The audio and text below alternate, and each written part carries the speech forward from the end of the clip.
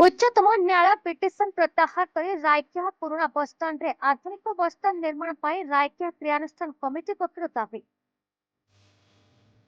कंधमाल अधीनस्थ रायकिया ब्लॉक रे क्रियानुष्ठान कमिटी पक्षर एक विराट जनसाधारण प्रशासन करछि।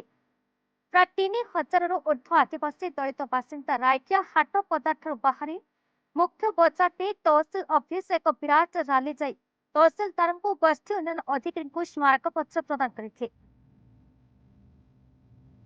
उच्चतम न्यायालय पिटिशन प्रत्याहार कर पुराना बसस्टाण्ड रे आधुनिक बसस्टाण्ड निर्माण पर दाबी उपस्थापन करिसेंति। कारण यह जनसाधारण सुरक्षा होता है। प्रथमतः माँ भूणी सुरक्षा, द्वितीय बस्ती स्वास्थ्य केन्द्र निकटतर, तृतीय यही बसस्टाण्ड रु स्कूल कॉलेज निकटतर अटे। जो नुआ बसस्टाण्ड करने निष्पत्ति होइछि ताहा असुरक्षित अटे। एथिरे रायकिया क्रियानुष्ठान प्रत्येक सदस्य सहयोग कर साफल्य मंडित करथिले।